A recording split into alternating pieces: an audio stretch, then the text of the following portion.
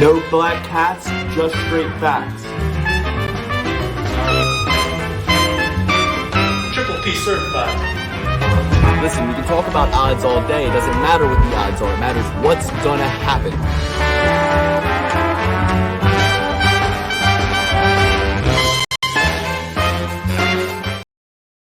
What it is? What's up? Every good Lukey needs a thug. What's up, everybody? How's it going? Welcome to the Perfect Parlay Pursuit, the show where we predict the perfect parlay, the show where we all started out with a $1,000 bankroll. As you can see, Alex is at 811, 811, all mixed up, don't know what to do, only down a smidgen from the starting point. But me, back up above double where we started, eking in on 3,000. Big winning weekend. I was at a wedding. I was harnessing all of the mana of the wedding. I was, my best friend, his high school sweetheart, they thought it was all about them. They thought this wedding was about them this weekend. No, I was harnessing the energy. I was in Vermont. The foliage was beautiful. The mountains were pristine. The leaves were changing color. They were falling off the tree like snowflakes. And revenge is a dish best served cold. That's what they say. And I came on the show and I told you all that this was my weekend. This was about me. And I'm here to say that, sometimes life isn't fair. Sometimes life is not fair. But sometimes life is fair. And sometimes you reap what you sow. Karma is real. We had poetic justice on the night. We will talk all about UFC 307, a glorious pay-per-view card that I watched in a basement by myself, even though I was surrounded by friends. I was the last man standing. I had 1,000 whiskeys, 1,000 beers. I had the whole world at my fingertips. And it was a hellish weekend. We'll get into it. We'll talk all about it. But it was also a Valhallic weekend. It was also a weekend where my enemies were slain. I plundered. I pillaged. I shared in the wealth and the prosperity with all. And we kept it rolling. I got screenshots. I got screen grabs. I got pics. What you want. I'm in spirits are high. I'm on a hot streak of legendary proportions right now, everybody. And we'll talk all about it. So take me through your guys' weekend, though, first, before I get into mine. I have a long story to tell. I have a story of tragedy and triumph all the way through, but ending with triumph and proceeding with triumph into the work week. So what's going on with you guys? Minus 350. Minus, I thought that was a squiggle, like give or take 350. No. Under the Dan lost. Okay, so we started year 5. The show began. Break down for me. Go ahead. This show began when Dana White brought sports back to America. Tony Ferguson versus Justin Gaethje. That's when we started this podcast, just for fun, to predict the perfect parlay. The perfect parlay pursuit. 6 events later, I predict the perfect parlay. Jessica I versus Cynthia Calvillo. That historic card that will live in everybody's minds forever. I picked all 10 fights in a row perfectly. I bet $20. I won $1,600, and then I was hooked for life. Since then, Dan is in a perfect parlay. Since then, Alex is in a perfect parlay. Alex is quite epically, after a losing weekend, bet a $5 free bet, 11 fights, hit a fucking perfect parlay. All 3 of us have pursued, conquered, and achieved the perfect parlay. Achievement unlocked. Now, year 5, we wanted to mix things up. We wanted to get better. We had finished our 4 years of high school. Now it's Saved by the Bell, the college years. So in the first year, freshman year of college, year 5 of our sports betting careers, of our YouTube careers, we decided we're going to have a competition. The competition was we each load our bank accounts with our FanDuel, DraftKings, whatever you prefer, our accounts with $1,000, and we see who can take that $1,000 the highest in 1 year. Now, our season, as you know, goes from May 9th to May 9th. So the first event, May 9th, was about, at this point, probably 15, 16 events ago. And since then, I've taken my 1,000 up above 3,000, almost to 4,000, down to under zero, lost all of it, back down under zero, into the negative. I've brought it back up to above 1,000 again. I've gone down under 1,000 again, but now I am sitting here with, and this is wins, losses, the whole stock market. With $1,000 at the beginning of the year, May 9th, just 5 months later, I am up to $2,477.15. Large part of that due to last weekend. Alex floating around that starting point level. Dan has lost all 1,000 and is now under the dirt in the negative. Now, Dan was the last man standing. Alex and I both lost our initial 1,000 first, which in the competition, we awarded him a $100 last man standing prize out of our own pocket. So even with that money that we inflated him with, Dan has actually, fun fact, never been above the $1,000 mark. He started with 1,000, and it was an entropic journey all the way down. He was laughing at Alex and I for saying, "You guys are going to be broke in a week. You guys are losing your money. You're betting too much each week." Now, if you do the math, $1,000 starting point divided by 52 weeks in a year. That's not 52 UFC events in a year, but Not? shut up, Alex. It's about it's less than it's like $20 a card that you're even allowed to bet if you're going to even it out and bet an equal amount each week. So my whole goal at the starting point of this podcast was bet big, bet hard, and my strategy is proven correct. Oh, I got hiccups now. Fuck. My strategy is proven correct. Dan's strategy is proven incorrect. He has never even. You could say he's never won. So even though he has won, he's gone under the 1,000. He's brought it back up. But he has never broken over that profitable mark of profitability. So, Dan, take us through your weekend. I started off hot. Slow us down a little bit while I get rid of these hiccups and tell the fine people, what's going on. Yeah, so I think about 20 minutes ago, Luke asked me how my weekend was. I'll get to that. My weekend was well. Someone's not having a good weekend. We got the 411 coming out here. Hopefully that fades out in the distance. Can't hear that. So I'm a major Mets fan here, as you can see. So this weekend, first time in Major League Baseball history that the New York Mets are playing the Philadelphia Phillies in the playoffs. Tonight, take a 2-1 lead over the weekend. Went out Saturday, first game of the series. I go out in this exact jersey.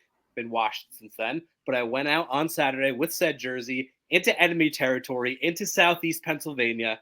I got booed relentlessly. I got spit on, cursed at, called every name of the book, and I stood tall and watched as my Mets took game 1 of the series, and I laughed them all out of the building and waved them goodbye and a kiss for good luck in the rest of the series, which they'll need.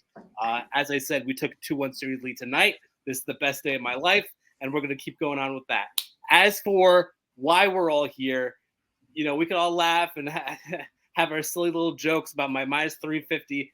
These guys over here, they're fishing for sunnies. They're fishing in general. I'm going big game hunting. So in the next coming weeks, when I actually get that rhinoceros, that elephant, whatever it may be, and I'm shooting over 10,000, over 50,000, over 100,000, and these guys are playing around with a couple Benjamin Franklins over here, I'll be the one that's laughing. It's like, oh, my strategy. So have fun with your little up and down, up and down, up and down, and I'll be having fun when I'm, put a down payment on a home. How about that? Yes, I have smoked crack cocaine. Alex, how was your weekend, buddy? Not so good. Not so good at all. As you can see, my number has went down a little bit since last week. It should have went up 1,500, but that split decision against Jose Aldo really crushed me, really defeated me. If that would have hit, every other leg of my parlays would have won or did win, and would have been up 1,500 easily, probably more. But that was just off of some fancy accounting. I utilized a bunch of free bets and put in a parlay for Pena, Piera, of course, Joaquin Buckley, and also Jose Aldo. Jose Aldo, the only one to drop the ball on that one. I thought he won personally. Sucked. You should have won that money. I thought he won that fight. Yeah, sucked to see. Split decision loss in a fight that I definitely thought he won. So, yeah, a little bummed about the weekend, but we're getting back on the horse. I was actually talking to my girlfriend about this earlier. I was like, I've kind of been killing it in every facet of life at the moment, but my bets have just been horrendous. I think I got to stop working so hard, stop being so good at everything else I do, and just dial in so I can win some damn money for once. Yeah, so I was in Vermont this past weekend. I started off, I left work early on Friday, and the goal was to leave by 1 p.m., right? Didn't get out the door. In Vermont? What'd you say? Can you gamble in Vermont? You can. Okay. Yep, full access. So I leave around 1:45, which, with a 2.5-year-old and a pregnant fiance, that's pretty good. So we leave at 1:45. I get 5 minutes down the road, not even out of my town yet, and my 2.5-year-old daughter throws up in the car. So at this point, we're like, all right, do we pull over at the gas station, clean it up, and get her dressed, and then keep moving? And I made a really good dad move where I said, let's just turn around, go back to the house. I'll give her a bath. You clean the car seat. We'll get back in the car. We'll roll. 'Cause it wasn't like she was sick.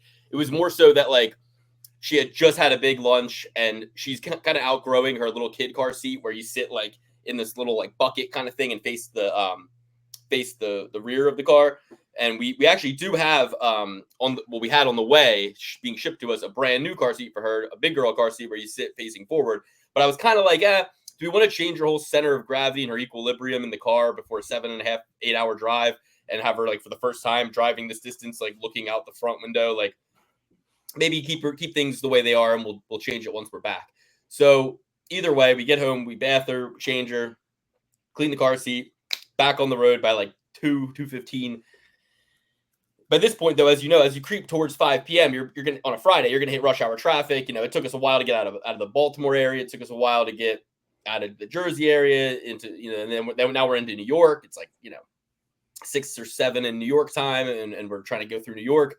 Then we go through Albany, and then we go. Then you get to Vermont, and every road wants to like wind, and it's 45 miles an hour, 35 miles an hour. The last hour of the trip in Vermont is like the most annoying, right?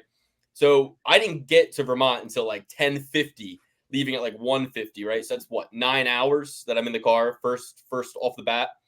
And shout out to my daughter, shout out to my pregnant fiance. They were angels. They were everybody was fine, no complaining at all. But we get there. They go straight to bed. I hang out with the boys a little bit, until about 1:30 in the morning, having some beers, catching up, unwinding from the drive. I go to bed. I wake up on Saturday. I'm feeling great. We have the wedding about 2 p.m. But, my friend who got married has a 1-year-old. There was another person there with a 7-month-old. I had my 2.5-year-old. So from 2 p.m. until about 6:37, we're like, okay, let's go back to the Airbnb now. Wedding's over. Go back to the Airbnb. I get there just in time for what fight did I see first? I saw... I get the TV set up in the basement. It's a beautiful Airbnb, huge, big ass TV, L-shaped couch. I'm like, all right, this is great. I see Almeida versus Potaria. That fight is just starting. So I watched that whole. Yeah, I watched that whole fight. Phenomenal reffing. Yeah. What happened? I would have won a lot more money if Potaria would have won that fight. But what happened was this. Cesar Almeida pokes Potaria in the eyes several times, gets no warning, no point deduction, nothing, right? In what I kind of perceived as a 1-1 fight going into round 3. He did get 4 warnings, actually. Stoppage warnings. Right, but no like formal warning, I'm going to take a point away, right? And some of the instances, he also got kicked in the nuts, Potaria, and in some of the instances, the fight wasn't even stopped, right? Mm-hmm. So I got it 2-0 Almeida going into round 3. But if he had gotten a point taken away, which he should have, it would have been even going into round 3. Okay. So or at least Potaria would have just been down. Like if it would have been down 1 round. Now I got Potaria kind of winning the 3rd because he's got good cage control. I think, various things you could have given him round 3, but during the moments of his cage control, the ref, literally Dan and Joe Rogan, Dan Cormier, they were having a fit. And I was actually listening to the commentary a little bit.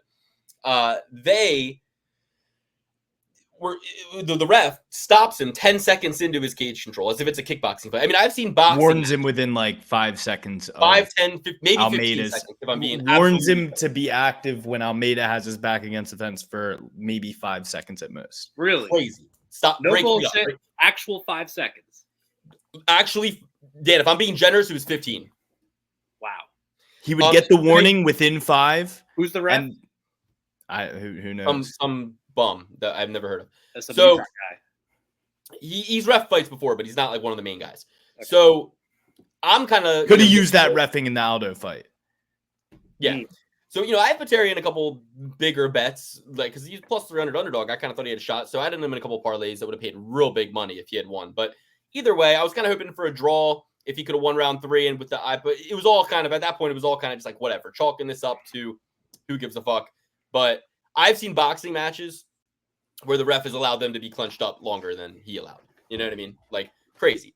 So clear situation where they wanted Almeida to win. The ref by hook or by crook, got word of that somehow and was trying, because he's, Almeida's Alex Pereira's training partner, comes from K1. They want to get this kind of striking thing going. Where was that energy during the Jose Aldo fight? That's what I'll say. You know what I mean? Like, where was that energy during the Jose Aldo fight? But we'll get to that later. So no worries. That fight ends. The first one I watch, I'm like, we're good. We're good. We're going to be just fine. So next fight, Alexander Hernandez, Austin Hubbard. Hernandez wins by split decision. That reawakened my spirits, and I'll show you guys that he was a part of a parlay that I hit pretty big on. So even money guy, Hernandez, close fight, but I thought he won round 1 and 2 easily, and then, lost round 3. The Rodriguez Lucindo fight. So at this point, right, my friends who I had been at the wedding with, it's like a group of like 4 or 5 guys. The girls are kind of tending to the babies, hanging out, sleeping, doing their own thing. So, the guys wanted to get a bonfire going. The guys were upstairs drinking. I had the fight going on in the basement. I kind of thought everybody would kind of come down the basement, watch the fight with me, but didn't really care if they did or didn't. I was kind of on my own little mission at that point. I did my social hour, all good. So during the lady fights, I kind of took intermission and went outside and hung out with the guys and caught up with them and stuff like that. And I watched a little bit of that fight. I heard Rodriguez kind of did enough to win. I don't know. I had a little solo bet on Rodriguez, but not enough to really cry my beer about. But here's where we get to the fucking best part of the night. Now, after that fight, it's Buckley versus Thompson. I'll show you guys my parlays in a second, but I had Buckley parlayed with Doladeze. As I told you on this show, when I did my predictions, I said, Buckley and Doladeze, if you've watched the show for a while, you know that when sports betting became legal in the state of Maryland, I went around to all my friends and family. It was around Thanksgiving time. Anybody who didn't currently have a DraftKings or FanDuel account, I got them to sign up. I got the deposit bonus match, free bets, all that shit.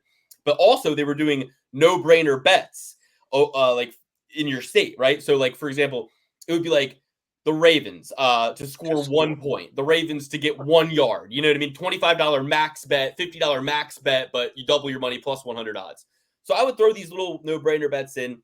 Whatever I won on those, I was putting on an upcoming fight that was very evenly lined at that time, like minus 110, minus 120, Kevin Holland, right? Against Stephen Wonderboy Thompson. And notoriously, I had racked up about $1,300, $1,400, $1,500 in free bets and gambling winnings, most of it being free bets and deposit match bonuses. And I had across many sports books, right? We're talking Caesars, FanDuel, DraftKings, all of them. I'm racking up all these bonuses. I put it all on Kevin Holland. I'm like, we're going to keep it simple, even money play to win about $1,000. Kevin Holland to beat Wonderboy Thompson. He's longer, he's taller, he's better at jiu-jitsu. Just maybe not better striker, in a kickboxing or a karate match, but a good enough striker, athletic enough, fast enough. Old ass Stephen Wonderboy at the time was like 38. He's going to smoke him. Kevin Holland was one of my favorite guys at the time. Kevin Holland goes out there, not only puts on a little sneaky backroom deal. You can go look at the press conferences where him and Wonderboy talk about, oh yeah, we agreed to keep it a striking battle. Even when I heard that, I was like, whatever, who cares? But then he rocks Wonderboy, drops him, doesn't follow him to the ground, doesn't get a classic Kevin Holland submission, doesn't use that Travis Lutter brown belt that he's so fucking proud of. He ends up costing himself the fight by breaking his hand on Wonderboy Thompson's forehead, breaks his hand, and quits on his stool. They go on to cut a Jose Cuervo commercial together, where in the commercial, they're hugging on the ground and whispering in each other's ear, hey, Wonderboy, you want to party at my house afterwards? And this commercial is played on repeat for years, for events, multiple times throughout the event, rubbing salt in my fucking wound about the fight that I would have won over $1,000 on at the time, and a fight that I thought was the bank robbery fight. I'm like, this fight should be line minus 300, Kevin Holland. This is a bank robbery. I lost that night because Kevin Holland quit on his stool. He said no mas. He, after making a backroom agreement with Wonderboy, decided when the fight would end, should be investigated. So basically, we continue. We go on. Years go by.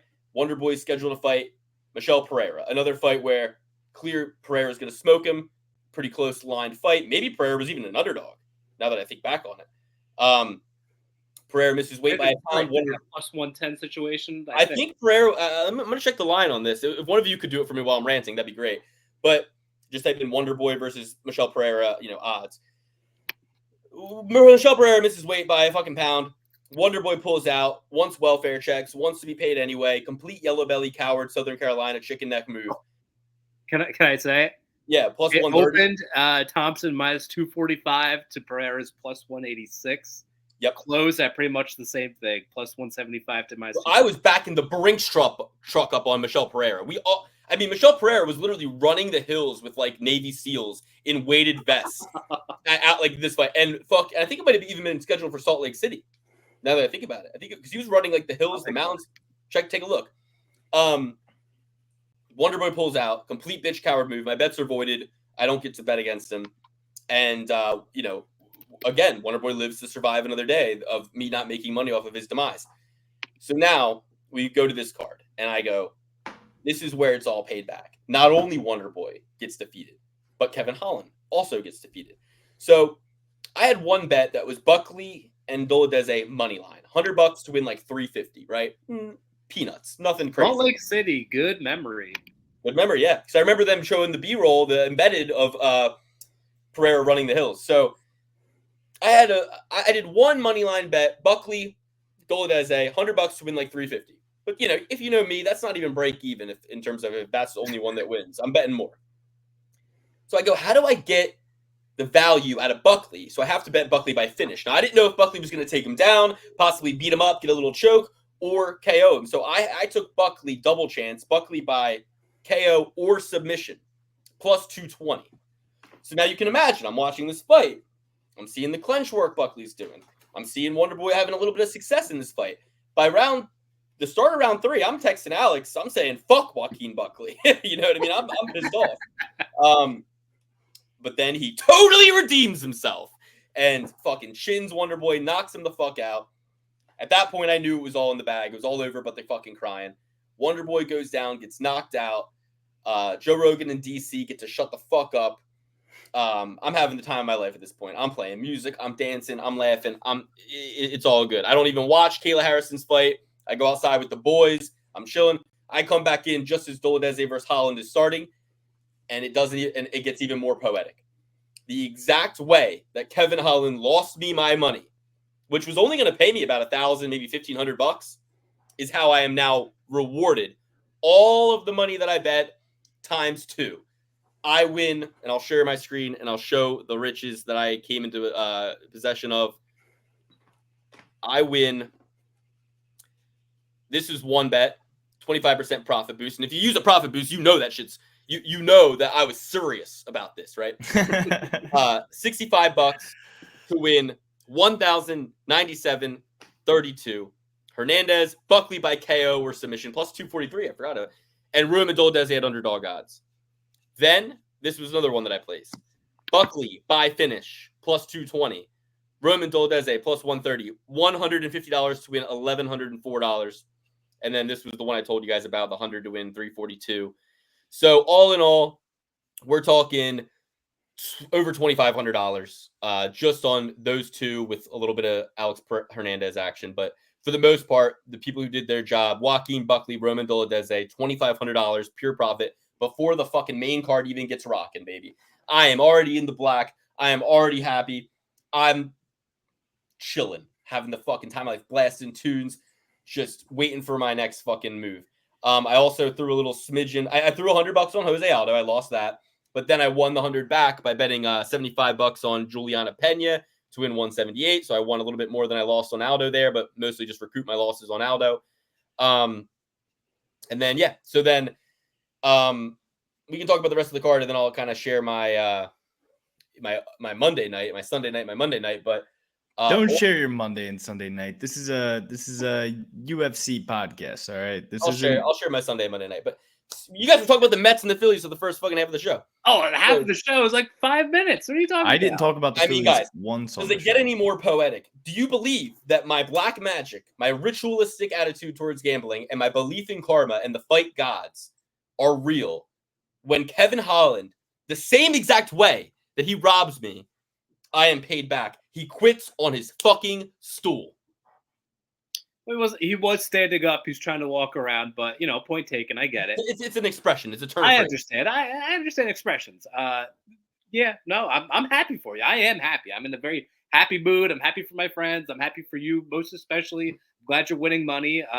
Man, I mean, Alex kind of chastised us for getting outside the realm of UFC, but Folks, if you could see this guy's bet sheet as far as UFC and everything else, I'm telling you right now, I have no reason to lie. Lukey CK has been killing it with the gambling. I'm ridiculously impressed. Every day, Japanese ping pong, $350 tonight. Hey, look at that.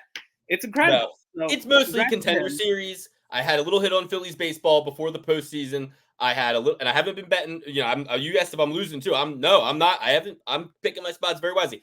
One on some college football, one on some NFL, one on some just one or maybe two Phillies bets, and yeah, I'm winning a lot. Check this out, guys. So after I'm on the way home, and I decide, you know, I put a little parlay with, like, you know, just with some of the winnings I had Saturday night. I threw a little parlay when I was wasted on just all the teams I thought were going to win on Sunday for the day games, the games I knew I'd be driving for. I was like, I'm not even gonna be able to watch these, but maybe when I get home, I'll check and I'll be up money. You know, I think I bet on the Bengals beat the Ravens. They ruined it, something like that. Either way, we get to the night game. I go, you know what? Fuck it. I'm going to throw a little bit. This is what I think's going to happen. Cowboys are going to win by 3. The Cowboys do win by 3. So $50 bets pay $124. Okay, nothing crazy, especially when you win $2,500 the night before. But it was pretty cool. I just like to these main event matchups. I feel like I understand very well in the NFL, and I love it when I can thread the needle and pick it exactly. It just makes me think like, yeah, I knew exactly what was going to happen. So Cowboys win by 3 points. Hit $74 there. But then I take the profit from the Cowboys and I do $24 on Chiefs by 10, Derek Carr to go under 210 yards, and Travis Kelce to score a touchdown. Kelce doesn't score a touchdown. But the other bet I made, the more confident one that I had, was a $100 bet on Xavier Worthy to score a touchdown because he's so fast. Derek Carr, and that's really all I knew about him. I overheard somebody say that Worthy guy, he's like the fastest guy on the football field. I was like, fair enough. So I'm like, Xavier Worthy, plus 185 anytime touchdown score. Derek Carr to go under 210, and the Kansas City Chiefs to win by 9. They win by 13. $100 bet pays $1,047.11. I'm up another $947 in my sleep. Didn't even watch the game. Woke up to take a piss at like midnight. Check my phone, and I'm like, this looks, and you know, they had it like the under in these FanDuel bets that they take a while to tabulate, you know, how many fucking passing yards this guy got, even though I got it by a country mile. So it didn't cash out yet. So I'm like, what the fuck? So I just Googled Derek Carr passing yards tonight, 165. I'm like, dude, this bet's gonna cash. Let's fucking go. So yeah, win another 1,000. I'm up $3,000 in 3 days. Can't complain. You know, it is what it is. It's pretty great. If you guys know, I'm getting married in a week, so it's just good to have a little bit of cake walking around, going into this stuff. But also, just I don't do it for the money. I do it for the love of gambling.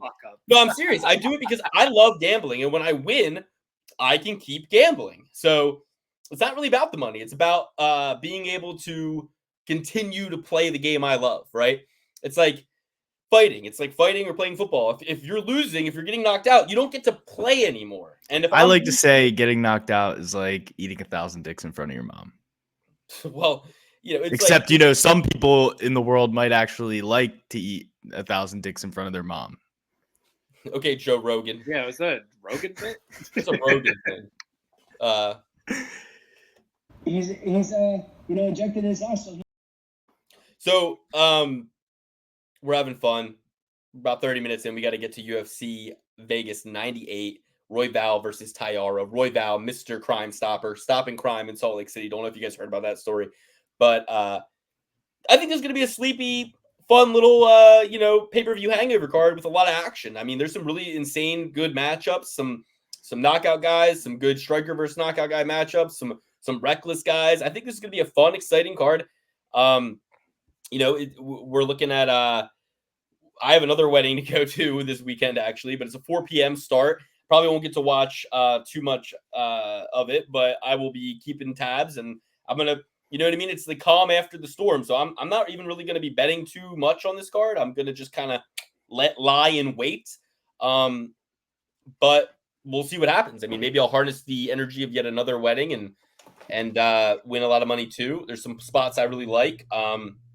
We'll see what happens, but we got a full 13 fight card to break down. I don't think, you know, we should waste too much time with it. I do want to talk about the other fights on this card. So there were 3 other ones we didn't really touch on. Batista versus Aldo. I mean, MMA Guru said it best, Alex. I know you love MMA Guru.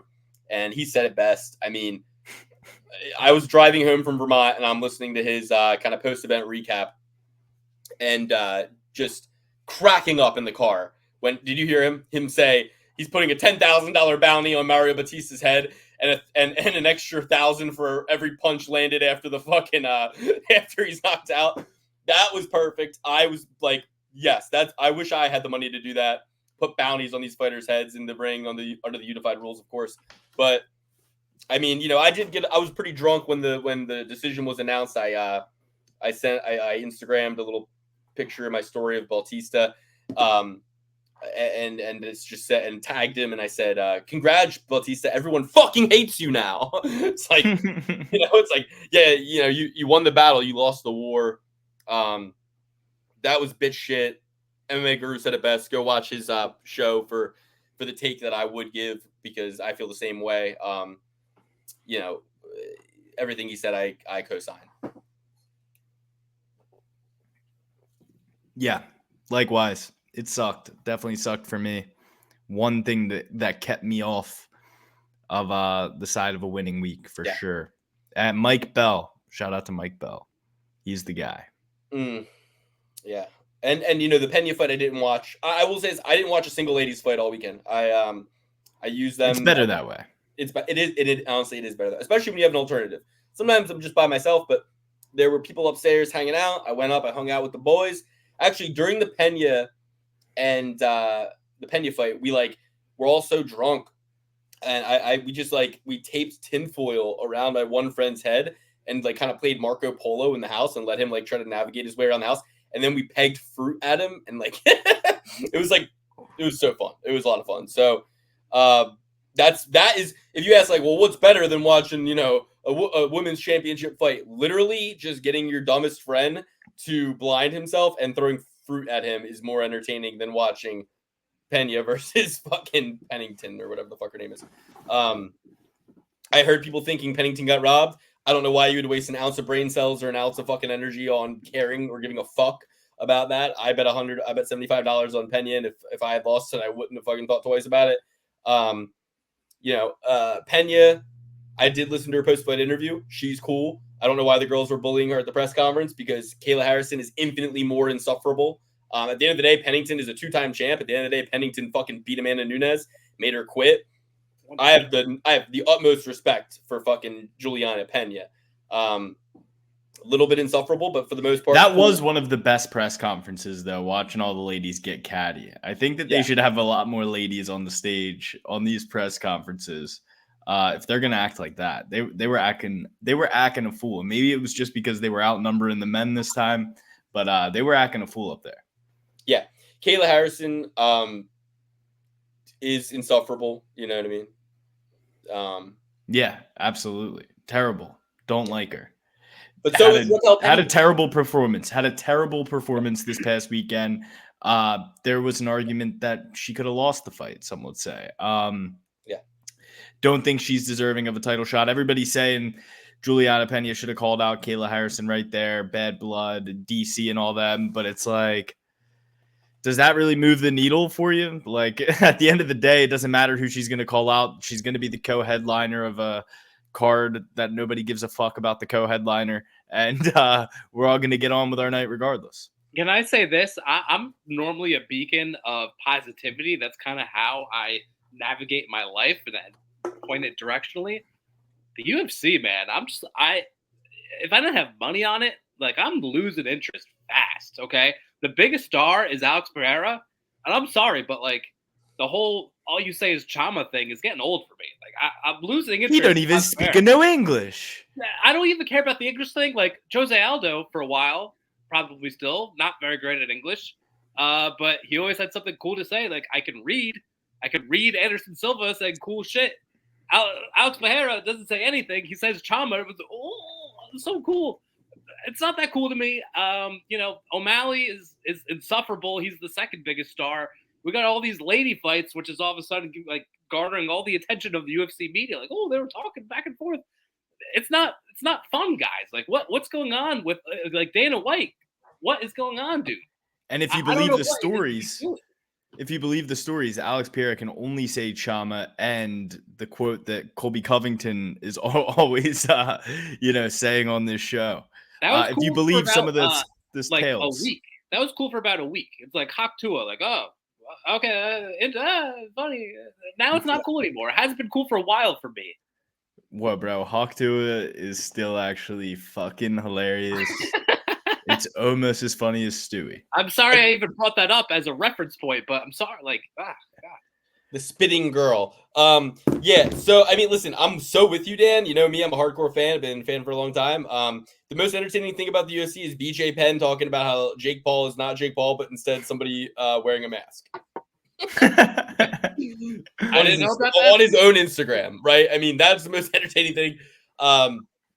Yeah, it is what it is. You know, there's peaks and valleys. There's lulls. I think personally, who I'm most excited about, who I love the most, Ilia Topuria. And I'm so excited. I think he's going to put Max Holloway to sleep. I think he's going to fucking run right through him like a hot knife through butter. And I just love that the fans don't think so. And keep it up, guys. Give me fucking Ilia Topuria at underdog odds or pick 'em odds. Anything shy of minus 200, I'm back in the fucking Brinks truck up on him. And I'm taking him to win by finish. Yeah, you got to kill your darlings. And, you know, you guys know I love Max Holloway, but at the end of the day, I love money. You know what I mean? I love fucking money. So well, not enough to keep it. Not enough to keep it. Max Holloway is gonna fucking destroy Ilia Topuria, but that is not what we're talking about this week, Luke. One last thing I want to say. I heard they gave B-roll at a packaged yes, for Carla Esparza, absolutely. After she lost. Well, here's the thing, right? Carla Esparza, at least she was a 2-time women's MMA champion. First, which, by the way, inaugural. I forgot about that. I fucking forgot about that. I'm driving over to Vermont, and I'm like, oh, yeah, I guess she did win. She was the inaugural champ. She was the first champ at her weight class for women's MMA. So she is a pioneer of the sport for sure. And I would give the Cookie Monster her due. But the problem is when you don't do it for other people of the same magnitude who happen to be male for whatever reason. But Carla Esparza and Michelle Waterson and Alan Jouban get B-roll packages. Alan Jouban was never ranked in the top fucking 5 or the top 10 in his entire career. Carla Esparza never cracked the top 5 in her entire career. She stinks.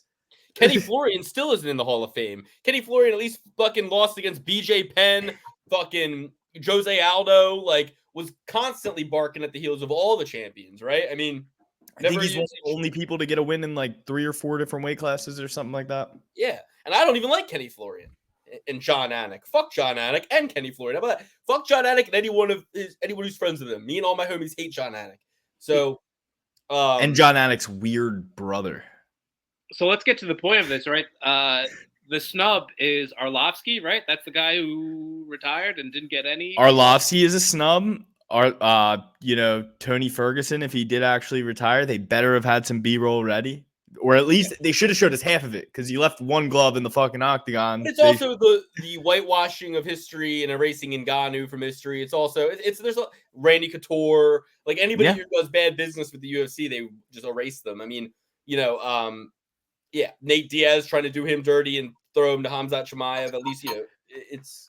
But, we have so many occasions where guys retire who have had long, prosperous careers that don't get this exit. And maybe it's just because the guys are a little bit more stubborn and they don't necessarily tell the UFC they're going to retire before the fight. The girls are planning it out like their bachelor fucking party. Yeah. The girls are planning it out like their bridal shower. It's like, okay, so I want white roses with black satin laced tablecloths, and that's what I'm starting to think that it is that it's just the ladies are a lot more vocal. If you think about all the guys who retire the week of the fight when they're getting interviewed, they're like, I'm just focused on Saturday and then I'll make my decision. Yeah, fuck Darren Till. All right. I don't know. I just want to throw that in there. He's a bitch too. So, okay, let's move on. We got a lot of fights to break down. First fight. All right, guys, this is going to be UFC Vegas 98 breakdown. Royval versus Taira. What we're going to get through the whole card, top to bottom. There's a lot of people on here that we've talked a lot about throughout the pandemic, a lot of pandemic heroes from Jung Young Park to, a lot of other people. And this is going to be a fun card. We're going to watch it. We're going to have fun. I'm going to be at a wedding. I'm probably not going to watch it. Actually, I said that already, but we're going to bet on it. We're going to have fun. And it's at the Apex. We're going to start at the bottom, work our way up, and give you our feedback, our takes, everything. Clayton Carpenter versus Lucas Rocha, 125-pound matchup. There's only one heavyweight fight on this card, one middleweight fight, a couple welterweight fights. Sorry, two middleweight fights. But this is kind of a flyweight showcase card. There's 1, 2, 3 flyweight fights, a featherweight fight, a ladies 115-pound fight. Going to be a light guard, going to be a light flight, but we're going to get through it.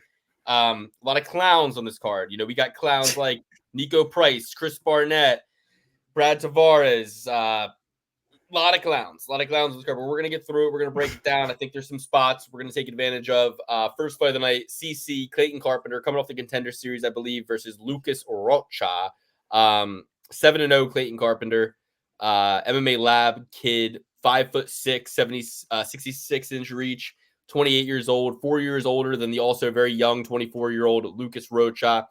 Minus 175 favorite Clayton Carpenter, 7-0. As I said, he's going to be 3 inches taller, 2 inches better of reach, coming out of a better camp, in my opinion, at MMA Lab, Arizona. Coming off the submission of Juan Camilo Randaros, 4-1 guy, a year and 7 months ago. 2 years ago, defeated Edgar Chairez on the Contender Series. This guy, Lucas Rocha, 11 months ago, got punched his ticket to the UFC with a KO against Davi Betancourt. Like I said, both these guys have taken a little bit of time off. A year and 7 months for Clayton Carpenter, 11 months for Lucas Rocha. And, Lucas Rocha, 17-1. You're looking for some notable victories. A lot of this stuff was taking place on the Brazilian regional scene. You're not going to see a lot of standout names, but he did in Mr. Cage 35. I think he won the belt, defended it, fought for the title in 2019. Did lose to an Alan Gabriel, who was 12-8. A Brazilian guy in the regional scene. Other than that, he's a Contender Series guy. They scheduled him originally April 6th of 2024 against Jose Johnson and then against Joshua Van. Both bouts were canceled. Rocha pulled out of the fight against Van with an injury after Jose Johnson withdrew against him for the same card. So something tells me he didn't like that matchup against Josh Van. Not an easy guy to make your debut, your debut into the UFC against. Probably would have lost that fight. So you're looking at a guy took some time off, bulked out against Van. Now he's fighting Clayton Carpenter, who has less experience for being older, but has probably what you would consider the right kind of experience. If you take a look at his amateur record, he's got one split decision loss as an amateur, but other than that, spotless as an amateur with arm bars, rear naked chokes, KO, a couple decisions. He's got 3 wins by submission, but a lot more on the amateur scene. 2 wins by knockout, 2 wins by decision. And he actually has a UFC win. He's made his debut. He got in there and got a win. Yes, the guy he was fighting had even less experience than him and was from Colombia.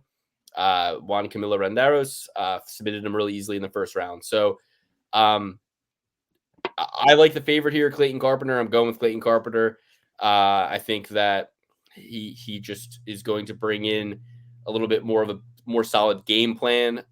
It's flyweight, so I don't expect this guy to chin and fucking knock out Clayton Carpenter. I think Clayton Carpenter is one of those kind of hot prospects that we're going to see go far, kind of like a Peyton Talbot type, kind of like a who's that other kid? So some of these kids, he even kind of looks like the kid from South Africa who lost to Peyton Talbot. But give me Cameron Simon. Yeah, Marvin Simon. Give me Clayton Carpenter, and I like the odds south at minus 200. So I'm surprised that it's not overly inflated with some of the hype around this kid. But give me Clayton Carpenter. I think this might, guys, to be honest with you, this might be the cheapest price you get him because he's going to stay. He's not ranked. He's he's going to take. It's going to take a while for him to crack the top 10, top 15, and I think he's going to be fighting a lot of these guys who are not on his level, and he's just going to keep getting better with each performance. So this might be the best line you get on Clayton Carpenter for the next 4 fights. Back in the Brinks truck up on Clayton Carpenter a little bit here. I like Clayton Carpenter. I'm going with Rocha. Both these guys have taken some time off in recent memory, but I lean Rocha just because he's actually tried to Who's Eileen Rocha? Who's she? Huh? Who's Eileen Rocha? Who is she? Is that like Irene Aldana? Eileen Yeah. Rocha? Yeah. Oh, that's good. That's good. That was quick too. Yeah, it was. But yes, I'm going with Rocha just because he's younger, has more experience. He's actually tried to get a fight since his Contender Series matchup in the year of 2024. Clayton Carpenter hasn't even been scheduled since 2023.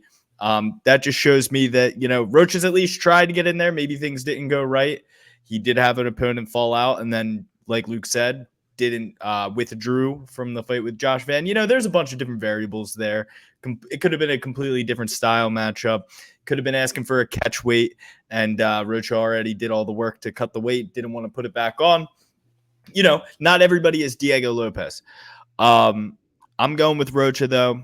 Younger and has 11 more fights. Wealth of experience here. Think he's going to go out there and really put a hurting on Clayton Carpenter. I agree with you. I'm going to go with Rocha as well. Word on the street is Carpenter's got a girlfriend. That is why he's been relatively inactive. He's been going on vacations, traveling the world. Women, weakened legs, Rock. Okay, that's what Mick said, and that's who I really look to in these types of situations. So I like Rocha. Like you said, the younger guy, super dynamic. I mean, you say that he's going to be scheduled against Joshua Van. Joshua Van's been fighting pretty quality opponents for a while now. So the fact that he gets scheduled, it's not like quality opponent, and then Contender Series guy. It's like, no, it might be a debutant, but the UFC is viewing him as quality as well with that 17-1 record at flyweight, where he's getting finishes both via submission and knockout here. So I like Rocha as well. I think he'll have some advantages in the ground game and potentially, in striking as well. And with the small cage at the apex where it really forces the action, I like the action fighter at a dog price. So give me Rocha. No UFC debutant jitters with the crowd here. Nobody's there. Just relax. He's been more active. He's the one with the momentum. So dog price is extra nice for me. Hell yeah. Next up, we've got Dan Argueta versus Cody Haddon. For me, I'm going to go with Haddon on this one. He's only got one loss in his career. It's to Steve Erceg. So, a very good high caliber opponent. No shame in losing to Steve Erceg.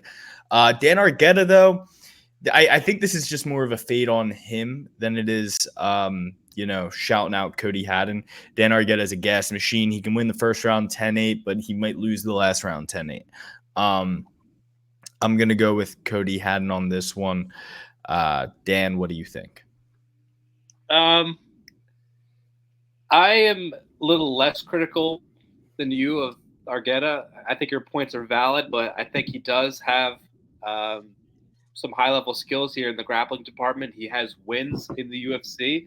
This is a fight where I'm going to flip the script from the first fight, and I'm going to go with some UFC veteranship against the newcomer from Australia here. Some of the fights Argueta, he really had it in the bag, but a couple moments here and there completely flips the fight for him. But at the end of the day, wrestling is still a valuable asset in any fight, especially with these smaller cages here at the apex. I like Argueta. I think this is the time to shine at bantamweight. I think he gets the job done. Another dog for you. 2 in a row. I'm going to agree with you. I'm going to go with Dan Argueta here. Gut feeling pick, and I feel it's a buy low, sell high kind of moment, right? You got a UFC newcomer. Sure, he's coming off the Contender Series, but he's coming out of Australia, right? Long flight to get to the United States. And he's also not like a city kickboxing Australian guy. He's kind of a 26-year-old, relatively undefeated, only one loss, hasn't lost in over 3 years. I think he gets kind of this is a learning moment for him. I think he comes in and the wrestling. I think Argueta can get the takedowns when he goes for him. Now, what gives me a little bit of cause to pause is just like the recent kind of favorability towards damage and stuff. But this kid does, at these lower weight classes, he doesn't seem to be as stacked, as necky, as hearty as Argueta. I think Argueta has faced tougher moments, overcome them. Fought Damon Jackson when this kid was fighting 5-0 Jarrett Wilbraham. Who the fuck is that? No offense, but it's like this kid has not faced the caliber of guy, the men that Argueta's faced. So I'm going to go Dan Argueta as an underdog to get the win, probably by decision, but I could also see him eking out a submission. So I'm just going to go Dan Argueta money line to get back on track here after what's been a rough run. That early stoppage against Ronnie Lawrence, close fight against Miles Johns, and then, get submitted by a 14-0 kind of virtuoso type guy. I don't see this kid as the same level of threat that this guy, Dan Argueta, has faced in the UFC. Just a little bit more hardy, a little bit more determined. Dan Argueta for me. All righty. Next up, we got Chris Barnett versus Junior Tafa. And Luke, I do take exception to the fact that you say, this judging based on damage, because it seems as though whenever I pick the guy who does the more damage, they go based on wrestling. And whenever I pick the guy who out wrestles the guy, they go based on damage. So I just can't seem to get right over here. Hopefully one day I can figure it the fuck out. But no, you're right. And that's the problem, right? Because you have different refs, different judges each time. I can kind of compare it to the NFL in that regard, right? Because the NFL, you have the different kind of like home field advantages, different injury reports, and different referees doing each game. So the refs in the NFL, some are going to pull flags and do more in certain situations. Some aren't. Just like in the UFC, the fan and the location aspect of it, whether you're playing, you're Miami Dolphins playing in Buffalo in the fucking cold, and the Buffalo team plays that shit 8 times a year. Like, there's a lot of kind of variability in that regard. That's kind of but the difference is at least that going into the NFL. The injury report, where they're playing, what they're coming off of, as far as I kind of thought the Ravens were going to have a letdown moment. I thought, big win now coming in against the Bengals, who are kind of having some bad luck in certain instances, with flags, penalties, things like that, in some of their losses. Like against the Chiefs, I kind of thought, hey, Bengals here, the Ravens kind of took a breath of relief where the Bengals are like trying to bear down a little bit. So it really doesn't matter. None of that shit matters. What matters is your own personal win percentage, your own personal feeling, and the line itself, right? That's all you can go off of. And if you don't know what I mean track over time. When you have a feeling about a team and you are willing to bet it, make sure you track it. And at the end of the day, look at what your win percentage is when you have that level of confidence. And if your level of confidence is equal across the board like that, meaning you're only actually betting picks that you feel good about, which none of us do, right? That's one of the big ways Vegas always wins. That's the algorithm. That's the math. You track your personal win percentage against what the odds are giving you, and over time you will be profitable. It's ChatGPT. It's 100%. It's not financial advice, of course, but it is. Oh, and speaking of which, how about that dumbass? Did we talk about that last week? That dumbass at the press conference? Nah, just in the group chat. Go ahead. She tells Dana White, she's like, Dana, Well, a little preface before you get into this. Dana said, because they were all going to him shit about him saying John Jones pound for pound number 1. And they're like, John Jones might be the greatest of all time, but he's not pound for pound number 1. And he's like, well, John Jones has been injured. It's not like he wasn't active. You know what I mean? Yada, yada, yada. Right. So you tell it, because you know more about ChatGPT than I do. Well, no, but you have it right. But Dana said, I can't wait till AI replaces the journalists who do these rankings. Right. Yeah. Yes, exactly. So this girl thinks that she's got it all figured out. She's like, oh, Dana, I thought you'd find it interesting. I asked AI who the pound for pound ranking should be for the UFC fighters, and John Jones wasn't even on the list. And it's like, for one, all of the data that is part of ChatGPT is from like 2020, right? 2020 and before. It doesn't have any data in the last 4 years that it pulls anything from the internet from, right? ChatGPT. My knowledge cutoff is October of 2021. I don't have access to real-time data, but I can still help with a lot of information. Right, So I'm looking at it right now. The girl was like trying to like school Dana by saying that ChatGPT had it as Volkanovski, Leon Edwards, and somebody else. Basically, all of the champions who were the champions in 2020, the time that ChatGPT's knowledge cuts off. Right. It's insane. And if you say to ChatGPT, and these reporters think they're so damn smart, trying to school Dana White with bad information. You're so smart. Oh, where'd you go? Syracuse, you fucking loser. By the way, AI is so stupid. It's not even right. Like I said, just to like get it to say its knowledge cut off, I go, who is best record UFC? As of now, the fighter with the best record in UFC history is often considered to be John Jones, who has an undefeated record in the UFC, in parentheses, though he has one controversial no contest. Okay, so his controversial no contest, I guess, would be against Daniel Cormier, who he head kick knocked out, but then later tested positive, and it was overturned to a no contest. His controversial loss is by disqualification, which is a way to lose in the UFC. There's 4 ways to lose: knockout, submission, decision, or disqualification. So disqualification is a way to lose. It is one of the 4 ways you can lose. It is wrong about that. So then it says, I said, what is your knowledge cutoff? My knowledge cutoff is October 2021. I don't have access to real-time data. I said, is John Jones active? As of my last knowledge update in October of 2021, John Jones was not actively fighting, but was in the process of moving up to heavyweight. However, I can't provide the most current status or updates on his fights. So you just proved your point, Alex. It's like, yeah, like this woman, of course she did. There's not a woman in America who has a ChatGPT paid membership. Let's be real. There's not one. It is like the YouTube audience. It is like the fucking podcaster audience. It is all men. So, women have more important things to worry about than you would think. Like what? Cleaning the potatoes and scrubbing the carrots. All right, well. When it comes to the wrestling, when it comes to them getting in the wrestling ring, there's nothing up there. They're all oatmeal north of the eyebrows. They're all, we Tina for brains. You know what I mean? We can get back on track here. Chris Barnett versus Junior Tafa. For me, I'm going to pick Junior Tafa.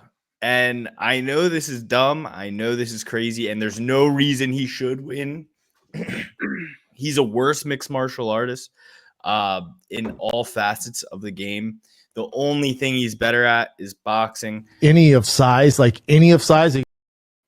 But he's so much taller and bigger and longer than Chris Barnett. And he's so much younger than Chris Barnett. Like, Junior Tafa is 24 years old. Chris Barnett's 38, I believe, or 25 and 38.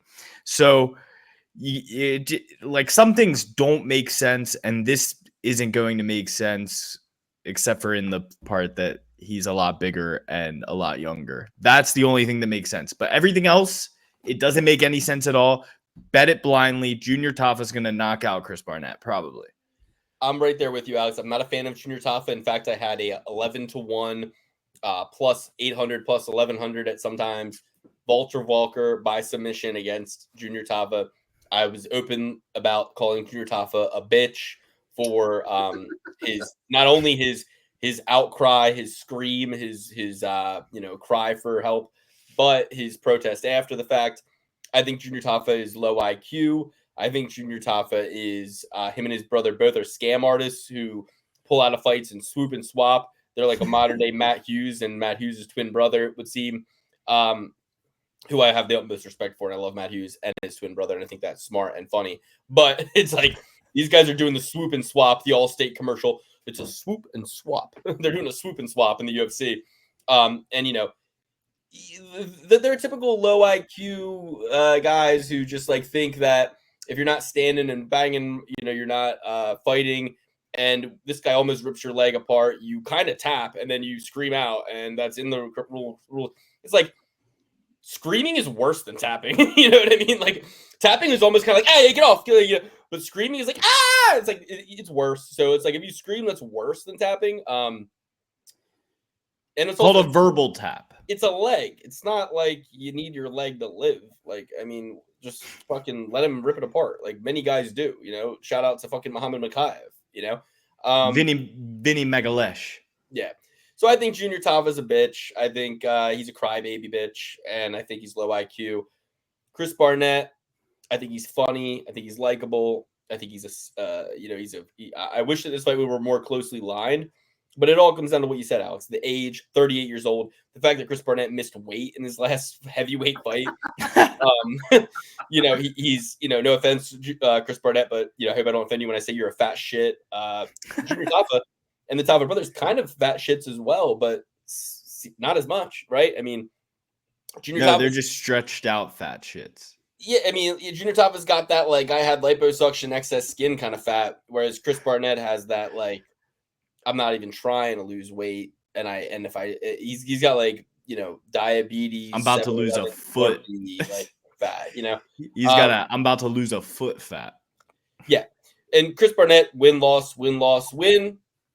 What's that tell you? Next one's going to be a loss. Pretty simple, but it's mostly the age. It's mostly the speed. Even though I think Chris Barnett might actually look faster than Tafa in this fight, I just think that the types of shots Chris Barnett throws aren't going to knock Tafa out. He also is wild and reckless and leaves himself a little bit open. Doesn't do himself any favors in the cardio department by his insane dancing walkouts. I think you're right to say Junior Tafa comes in and gets a knockout here. I'm not taking him at his money line. The only way I would take him is by knockout. But that being said, it's a heavyweight fight, and the Tafa brothers don't even attempt to get up when you take them down, which was a large part of why I bet Dagestani Walker over here with the fucking Amish beard coming in here. I'm like, okay, you got one guy who's a kickboxer with fucking 7 fights at that point, who doesn't even try to get up when taken down, or have the ability to stop a takedown. And you got a guy who trains with Dagestanis and is fucking athletic as all get out. Yeah, it's going to win by submission. So took Walter by submission. Happy I did. Won a lot of money that night. But yeah, ultimately, Tafa by knockout. That's my play. But he's a disappointing guy. He's a disappointing fighter. He's a crybaby bitch. It's not gonna. I'm not parlaying this. I'm not backing the Brinks up on this. But yes, me gun to my head, what I think is probably gonna happen. I think Tafa clips him, catches him, knocks him out. I don't think Barnett is at the stage in his career where he can take those kind of shots for any prolonged period of time. And I don't think he can get the respect of Tafa to back him up and stop him from pursuing his onslaught. So give me the Juggernaut. Yeah, absolutely gross fight to bet on. I think this might be the only matchup that I would ever bet either of the Tafas on, and that's no disrespect to Chris Barnett. I just think a little too late in the game, like you guys said, 38 years old. I think if he was, even just like a little bit younger, like maybe like 35 or 34, not even performance-based, but I think at that point in his career, he would say, you know what, I'm just going to get the win. I'm going to take this guy down, and I'm just going to win. But at this point, he's like, hey, I'm 38. I got like 1 or 2 fights left. Let's have some fun here. Like, I'm preparing for my retirement. I know I'm not going to be champion. Let's have a stand and bang fight here. Let's have some fun. I don't think that's going to bode well for him. Having a spinning back kick knockout, that only happens like once in your career. I think, that's just not going to happen here. Like Luke said, he just doesn't have the power in the hands. He might be faster. He's definitely more athletic, but at the end of the day, like the bigger shots are going to come from Tafa. This is the only matchup I would ever even think about betting a Tafa fight. I'm not even going to bet it like at all.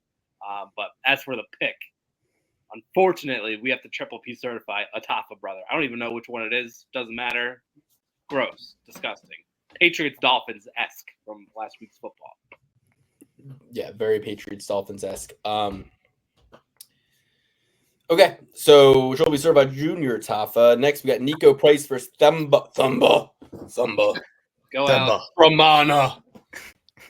Thumba, I'm going to get you a bottle of Tremana if you get this win. Themba Garimbo, 33 years old, out of Zimbabwe versus Nico Price, 35 years old. Nico Price, I have a fucking joke I want to say, but I'm not going to say it. Save it for the Patreon, Luke. I'll tell you guys later. Alex Morono was his last win 4 months ago. I think a fight that a lot of people probably were picking Alex in. I think I would have, right? I mean, I don't know. It's like Alex Morono loses to Phil Rowe. He loses to Robbie Lawler. Takes Cowboy Cerrone to a draw. Takes Michelle Pereira to a decision 3 years and 2 months ago. That's probably his best fucking performance as of late. But did fight Alex Cowboy Oliveira. That's funny because they both have like 45 kids between the two of them. Yeah, I mean, Nico Price, I think this guy is as dumb, if not dumber, than Brendan Allen, which is sad to think that Nico Price used to be a cop. But if you think about the guys you graduated high school with who became cops, a lot of them are the dumbest guys you know. It's really sad. What do you do with this one, right?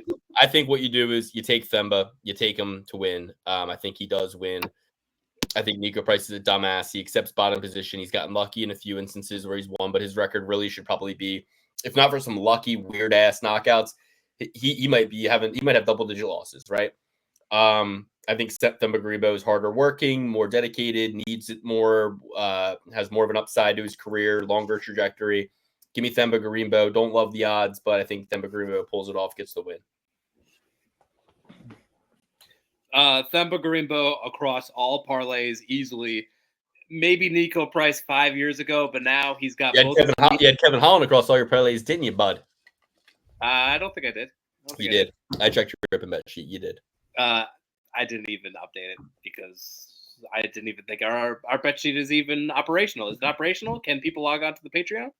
Well, anybody who's ever been a part of the Patreon, the open bet sheet is the same exact link. You can have access to it. But we'll get it back up and running by the next pay-per-view card. All right. So being the fact that I was correct, it's not operational. I had a lot more bets than what I had on there. I started it. I was like, well, I am kind of wasting my time because it's not operational. So, but for the people who are logged in, I didn't update mine this weekend. I was at a wedding, but anyway, yeah, we'll get back, guys. We'll get back to the open bet sheet and the Patreon very soon, very shortly. The Patreon, we will get you, an updated open bet sheet for you newcomers to join in on All My Prosperity. This isn't a King in the Sting scenario. We will be back. Yeah, and for those of you who are already tuned in, I kind of didn't. I don't know. I was confused. I'm a dumbass. I thought the same thing, Dan. I haven't updated mine in weeks. Yes, and I saw that you weren't updating your. I saw Corey. Alex hasn't updated his since Umar Nurmagomedov first. Corey Sandhagen. Yeah, I saw that. I was like, well, that was the week that the Patreon went down. I know. Yeah, you're fine. You're fine. Okay. But for the people who are tuned in, we should probably who are paying monthly. We should get them up, and I will do that this coming. I can't even log into the Patreon. They fucking blocked me out. I gotta get it going again. We're gonna have to figure it out, but don't worry, we'll figure something out. What was I going to say? Themba. Yeah, we'll go across all parlays. We got Nico Price with both of his knee pads on. He's kind of shot. I mean, the Verona fight is just like. We got a Nico Price who's trying to be like Floyd Mayweather in there, like being calculated. Like that's not how Nico Price is going to be winning fights. So clearly at this age, he's like, man, I got 54 kids. Like I got to be somewhat responsible. So, at this point, Themba Grebo, way younger. I don't even think I should be saying what I'm going to say. Allegedly, maybe he's taking some fruit juice that's helping him last very long in these fights and just go. Acai. The acai, whatever. I don't want to steal that lame joke from JRE or whatever it is. But yeah, I mean, the guy has all the advantages in the world. I think he's just way younger, stronger, no chance of losing here, really. Like, Nico Price is cooked. Thank you, Nico, for all your fun fights in the UFC. You've been an awesome guy to watch, but this is not the fight for you. I'm sorry, my friend. Themba Grebo all the way. Yeah, I'm going to have to triple P certify Themba Grebo. He's just got more drive. He's got more power. He stays more hungry. He devours. He puts in the work. He puts in the hours. He takes what's ours. Black Samoan in my veins, my culture, banging with the strange. He changes the game. So what's his motherfucking name?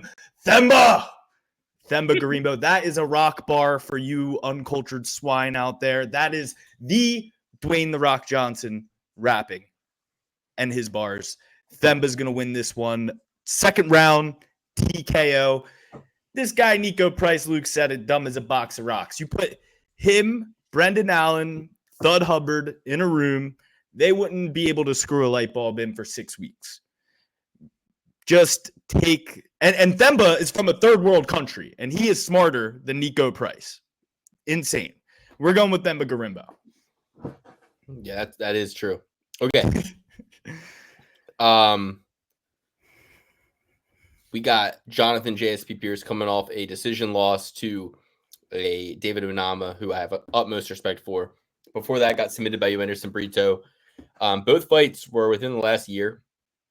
In that same amount of time, Pat Sabatini is recovering from a knockout loss against Diego Lopes, who can do anything. So, evenly lined fight, pretty much. Plus 110 Sabatini, I'm seeing. Minus 135 JSP on Tapology, at least.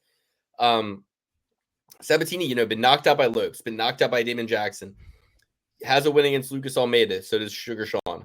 Has a decision win against TJ Laramie. I would say 2.5 years ago when he fought TJ Laramie, that's kind of would you say that's like a similar fight to like fighting JSP? I feel like Laramie, JSP, they give me the same kind of vibe, right? I don't know if I remember who TJ Laramie is. Yeah. Canadian kid. Governor? I lean JSP here. It might be just kind of like recency bias, and also it just might be like the algorithm of my brain feeling like Sabatini hasn't impressed me or showed me anything. He's also taken more damage. I don't know. Excuse me. I like I like JSP here. He's got a win against Christian Rodriguez. Give him his first and only loss, I think. Knocked out Makwan Amirkhani. Took Darren Elkins to a decision. Coming off 2 losses. Needs this win. Fight Ready MMA is going to get him ready for it. At minus 135 as a slight favorite. I don't know why. I don't know what's keeping the line so close, right?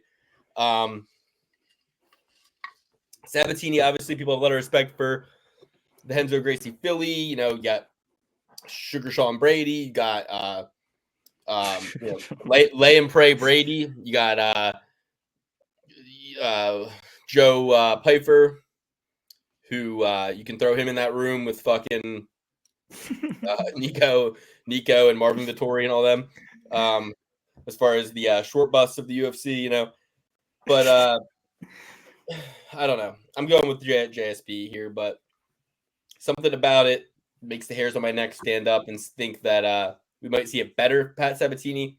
He is 33 though at 145, but I don't know. I think in the UFC, the short bus is the long bus. I think that there's too many of them to contain in the short bus. So only the people with high intellect go on the short bus. We're going to need a bigger bus.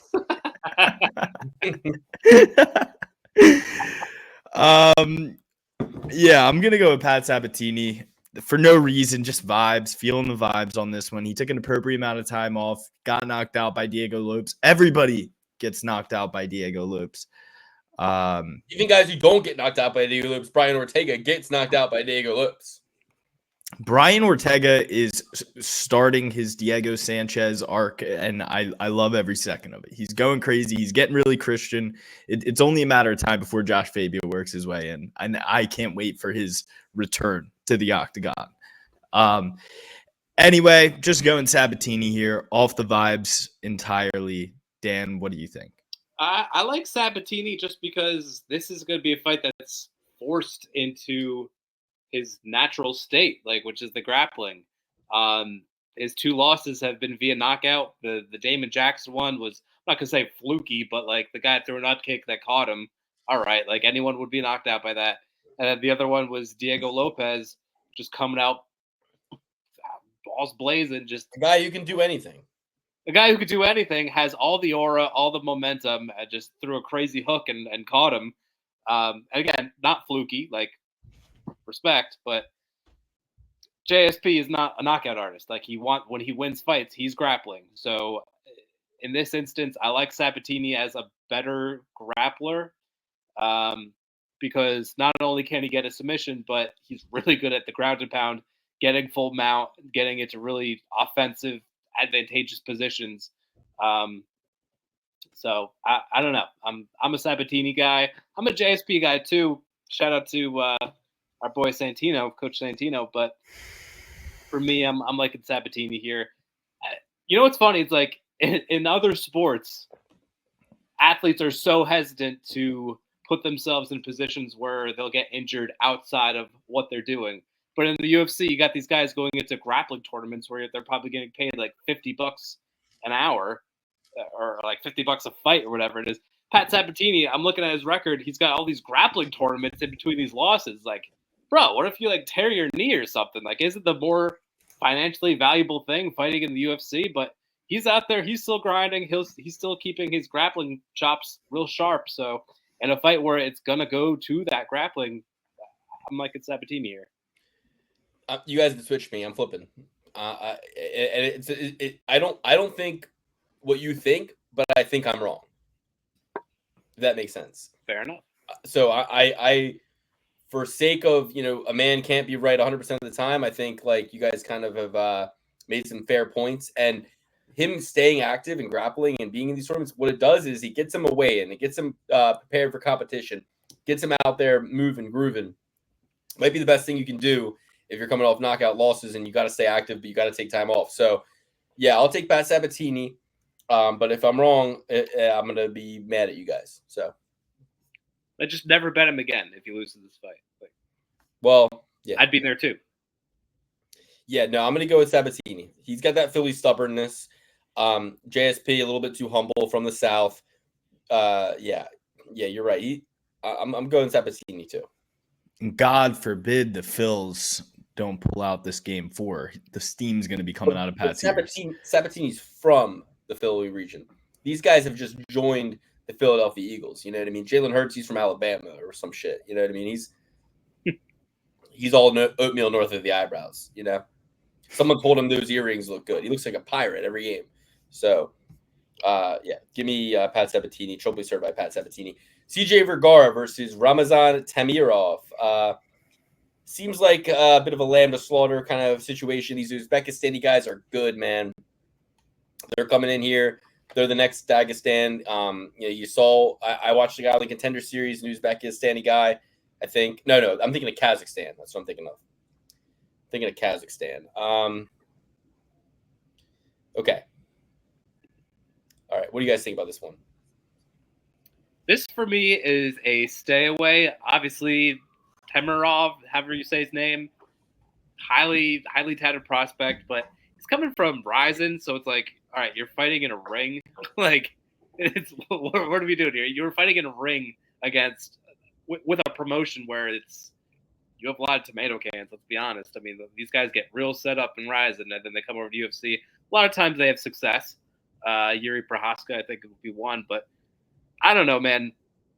I like CJ Vergara. He's got balls, he's got a heart, and he's got a ton of experience against high-level guys that, he may not have won these fights, but he's putting in these guys in some tough positions, and I don't know. I can't really take too much away from CJ Vergara. He may not be like a wrecking machine, but he's a tough out. So a guy making his UFC debut who has been fighting in boxing rings, not even a fucking cage. It's like, am I really going to go all in on a minus 250, probably close to a minus 300 by fight time fighter? I'm not loving it. I'll go with CJ Vergara. It's not even really like a pick. It's my pick, but I hate this fight. I'll just take the value. I'll take a dog or pass situation here. Give me Tamirov. Off the region alone. I don't need no other information. Just give me that region any day of the week. Yeah, for me, I'm going to go with Tamirov as well, just because Vergara is a little bit older, missed weight in his last time out. When he's been in there and he's gotten some good wins, he's also gotten rocked. I think that over the course of 3 rounds, he's not going to be able to take him down and hold him down. I think he's dealing with a younger, athletic guy who's although he's a knockout guy, I think he's trained in the wrestling and he's going to be able to defend takedowns or at least make it very hard for Vergara to get him. So I think seeing Vergara kind of hit the stanky leg a couple times, he's 33. It's the lowest weight class in the UFC. Speed kills. I'm going to go with I'm going to go with Tamirov to win in his debut, and put CJ Vergara on skates at some point in the fight and finish it out. So that's my pick. Obviously, a stay away, learning moment. Guy making his debut. Debutants aren't as always successful, But my vet pick or whatever was with Argueta against Cody Haddon, not against a guy with 19 fights. Kind of more fights than Vergara even. So, I'm gonna go with Temerov here. All right, next we got Jared Gooden versus Chidi Njokuani, 23-10. Njokuani, 23-9. Jared Gooden minus 185 for Chidi Njokuani, 35 years old versus 30 years old. Gooden is coming off the submission of Wellington Turman 10 months ago. Before that, lost the decision to Carlson Harris. Before that, was out of the UFC for a little bit, but he had been in the UFC before, I believe. 2 knockout losses over the last 2 years for Chidi Njokuani. 1 to Gregory Rodriguez, no shame there. 1 to Lord Michael Olajejczuk. Split decision against Reese McKee. Split decision loss against Albert Duraev. Was able to get Dusko Tudorovic out of there with the elbow. I think a lot of that attributes to height and reach and kind of stockiness of Tudorovic and just like the positioning of it. I think Tudorovic was kind of doing a decent fight up until then. To me, I'm looking more towards the Jared Gooden side. I think that he's got the right kind of experience. I think that he will be able to kind of dictate where the fight takes place in terms of cage control, pushing him up against the fence. I also think he's faster and throws more. I think he can corral Njokuani. I think he can probably put hands on him. Size-wise, 3 inches of height, 3 inches of reach, not that much of a physical advantage for Njokuani compared to the 5 years of he's almost 36. What do we know about 170 and below? 35 is that magic number. 30-year-old versus 35-year-old. I like the underdog odds on Gooden. Give me Night Train to put hands on Njokuani and possibly put him away. But overall, I think Gooden by decision, Gooden by knockout is the way to go here. I'm going Jared Gooden money line. I'm taking Chitty Bang Bang by knockout. First round. Interesting. Longer, faster. I feel like he's going to land the more thudding strikes. Night Train gasses a bit as well. So if it sees the later rounds, I feel like Chitty Bang Bang is going to be there with more sting on his punches later in the fight too. But I don't even think it's going to see a second round in this one. Dan, what do you think? Yeah, I totally agree. Those 3 losses on his record, number one, all 3 of those guys are way better than Jared Gooden. I like Jared Gooden, but I like him in like a Chris Barnett entertaining fighter type of sense. He really sends it, but I think the skill level is lacking. But also with those 3 losses, we're talking about fights all at 185. This fight is at 170. He's coming off a win at 170. I think fighting at this weight class keeps him disciplined, keeps him, logging in those miles. I love the Muay Thai. I love the length. Like Alex said, I think he's going to be way faster. As long as he could stay relatively durable, not get knocked out here, which I think is a very strong possibility because I don't think he's chinny. I don't think Chitty is chinny. I think he's going to be landing the bigger shots, more skilled striker, and again, a lot faster and better at this weight class than anything. So I like Chitty and Njokuani across all parlays. All parlays. Solid parlay play. Okay. Next, we got middleweight matchup. Abdul Razak Al-Hassan, Judo Thunder, taking on Josh Fremd. Abdul Razak Al-Hassan is going to be a minus 150 favorite, believe it or not, at 39 years old, coming in against Josh Fremd. Back-to-back losses. Lost a decision to Andre Petrosky in a fight where it looked like, lay and pray Petrosky. Before that, liver shot KO to Roman Kopylov. Those were his last 2 fights within a year. His last 2 years are not impressive, right? Let's be honest. He's lost some of the worst guys in the UFC, submitted by Tresean Gore. He's won against some of the worst guys in the UFC, Cedric Dumas and Jamie Pickett. Meanwhile, so Joe Piper submitted Abdul Razak with an arm triangle choke within the last year. Before that, he was victim to Cody disqualification Brundage, Cody no contest Brundage. took Joaquin Buckley to a split decision before Joaquin Buckley really came into his own. Knocked out Claudio Ribeiro and knocked out Alessio Di Chirico. This is all within the last 3 years. He's gone in. He says he's 39, but his athletic form and build doesn't really make me as worried about the age as it would with some guys. I don't know, man. I think he's coming in with steam and coming out of his ears against Josh Fremd with that last performance. He looked good against Brundage before that happened. I'm pretty sure Brundage beat Fremd. Am I wrong about that?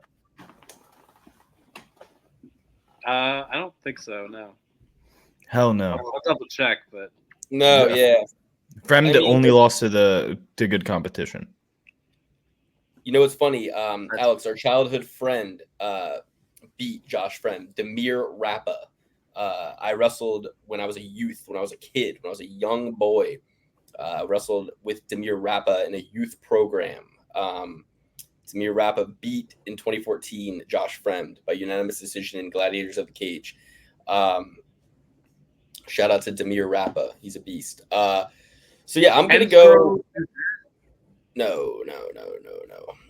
That's where he's from. Go... I'm looking at his typology. Yeah. But that's not where we wrestle together. But shout out to the head coach of Penn Grove Wrestling. Very good man. So anyway, I'm going with Coach Sassy. I'm going with Abdul Razak Al-Hassan here. I'm going with Josh Fremd. I think that he's just better everywhere, and I think that he's going to be able to survive the early flurry and be able to take Abdul Razak Al-Hassan to deep water and maybe submit him in the second or third round. But Abdul Razak Al-Hassan, he gasses. He's a notorious gasser. I've been saying this about a lot of guys lately. A lot of guys gas. He's one of them. He's going to gas in this one. Josh Fremd is going to finish him or at least win a decision. I think Josh Fremd can withstand that first flurry, that first onslaught, and get the job done. Dan, I think you're right. I honestly think you're right. I'm switching to Josh Fremd. I think this is a fight where you have to be like so locked in as a bettor to the point where you're looking at who's going to be judging this fight and how those judges have judged past fights, because I think it's going to go to decision. I think Razak Al-Hassan is going to have the bigger strikes landed, but I don't think Fremd is going to fuck off. I think it's going to be in his face. I think it's going to be a lot of Mario Batista against Jose Aldo up against the fence type deal stuff. A lot of control time, but like not really much going on there. I think I'll go with Fremd.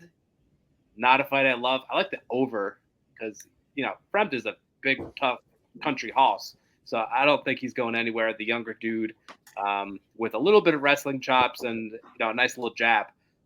So I'll go with Fremd. Not crazy about it. More in play for the over. Trophy certified Josh Fremd. I'm going with Josh Fremd as well. Okay. Next, we got Daniel Rodriguez. Was Josh Fremd the big Yins? Or was that somebody else? From Western PA. So he's from PA for sure. He went to Slippery Rock. He's a Slippery Rock dude, right? Yeah. Mm-hmm. Interesting. I remember somebody used to be named the Big Yins. Yeah, it was Josh Fremd. Yeah, that's a good name. All right, sorry. Next up, D-Rod versus Alex the Great White Morono. Dan, what do you think about this one? Take us away. As far as most boring fighters, I'll put both these guys at championship status. I've hated watching both these guys. I'm going to go with D-Rod here. Morono, I feel like is, he, as Khabib said, you hit your prime once. I think Morono's really crashing down here, getting up there in age, never was very athletic at all. He's like your lefty pitcher who's got like a weird motion. He's like crafty, but I think guys are picking up on it. I think Rodriguez being southpaw is going to give Morono a lot of trouble here. Rodriguez throwing a lot of volume again gives Morono some problems there. Just being, I think they might be the same age. They're both kind of old, so I won't say an age advantage either way. But I'm seeing decision here. I'm seeing Rodriguez. As long as he can keep it on the feet, Rodriguez is terrible takedown defense. He's got the Eddie Bravo 10th planet thing going on where it just doesn't even try to defend a takedown. But assuming he can keep it up on the feet against a guy who has no athleticism and up there in age, I think he outpoints him and gets the job done. Not crazy about it. More about the over, kind of like the previous fight, but I'll take D-Rod. I'm going to go with Morono on this one. It might not be the sexiest pick in the world. He's a win-one, lose-one type of guy. He's coming off of a loss. He loses to very high-caliber opponents. He's more experienced. He's younger, has more fights, and has been fighting at a higher level longer. I'm going to go with Alex Morono on this one. Hey, you could say these guys are boring, but honestly, the word I would look for is inconsistent and hard to define, right?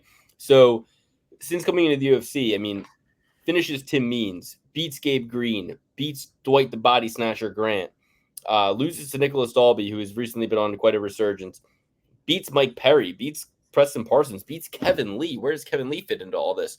Beats Li Jingliang. And then, he's hit a recent slide, got choked out by Neil Magny, who also choked out Kevin Lee recently did mention Islam Makhachev. Right. And it's like Neil Magny also beat up on, Mike Balot. Ian Gary finishes D-Rod, which is bitch-made move from D-Rod. Kelvin Gastelum takes him to decision, But still, with all that, Morono, same kind of deal, right? Loses to Nico Price, beats Quark McGee. Loses to Joaquin Buckley, beats Tim Means. Loses to Ponzinibbio, beats Matt Semmelsberger, beats Mickey Gall, beats David Zawada, beats Donald Cerrone in a fight. Donald Cerrone, that was a very big underdog fight he had against Cerrone, and I knew he was going to beat him, and he did. Loses to Anthony Pettis, loses to Chaos Williams. I wanted to pick Morono here, but ultimately, I think the UFC likes D-Rod, and they know where Morono's at, and they're giving him a chance to kind of rebound. That's why you're seeing him as a favorite. Yeah, he's 37, not the best, but I think that D-Rod can get this one done. So I'm going to go with D-Rod. I don't love it. I hate it. He's a purple belt.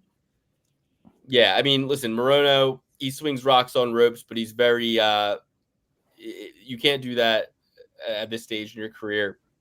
He's 34. Those punches are going to become more and more laborsome. Both these guys are negligent, but Morono's got double-digit losses. I think he gets one more here, and possibly it's the beginning of the slide we're going to see from Morono. But I'm going to go with D-Rod. I don't love it. It will not be in any bet, not at minus 200. He's on a 3-fight losing streak and is 37 years old. But I think D-Rod gets this one done in a sloppy affair. But Morono is definitely the smarter fighter. I'll tell you that much. All right. Next up, we got Lukey's favorite female fighter, Poppins. Corey McKenna versus Pilastri. Pilastri filling in on short notice. I'm going to go with Corey McKenna by split decision on this one due to the fact that this is a short notice matchup and that alone. Luke, what do you think about Poppins in this one? She's let you down before. Are you going to ride with the Poppins who got you there? She was able to get Elise Reed down in round 2 of her fight with Elise Reed, like a hot – or maybe round 1. But really, at one point in the fight, she took Elise Reed down very easily. Elise Reed is a white belt on the ground. Elise Reed cannot grapple. Yet Poppins sat there and had a learning experience 2 years and 6 months ago against Elise Reed. Siobhan flu-chokes Miranda Granger in her next fight. I don't know what to say here. I think Poppins has all the tools in the world to rise to the top here. I'm going to go with Poppins, but not a fight I love, but I'll take Corey McKenna here. I'm going to go with Pilastri here. We have McKenna, whose whole deal is grappling. In her last fight, she gets armbarred. That says enough for me. I'll take the Vegas favorite and go with Julia Pilastri. Gotta fade McKenna. Can't do it.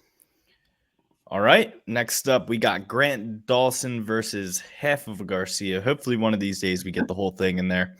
Dan, what do you think about this one? It's chalk, but I'm going to go with it. I'm going to go with Grant Dawson at minus 425. Rafa Garcia, a lot of volume, good grappling.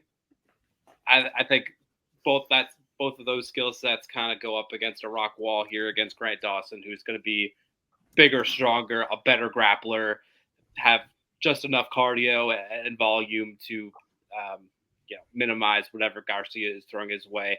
I don't see a knockout, a Bobby King Green knockout against Dawson here coming from Garcia. So I like Dawson in this matchup. It's chalk, but it is what it is. Chalk for a reason. Minus 425. Give me Grant Dawson. I'm taking Grant Dawson as well. I think that he's going to get a first-round submission. Way more experience fighting at a way higher level at a way younger age. Gonna go with Grant Dawson in this one. Think he gets the sub early while they're still dry. Gets half of Garcia out of there pretty quick. You're gonna need the whole damn Garcia for Grant Dawson. Luke, what do you think about this one? Before his loss to Bobby Green, we haven't seen Grant Dawson at these odds since his fight with Ricky Glenn.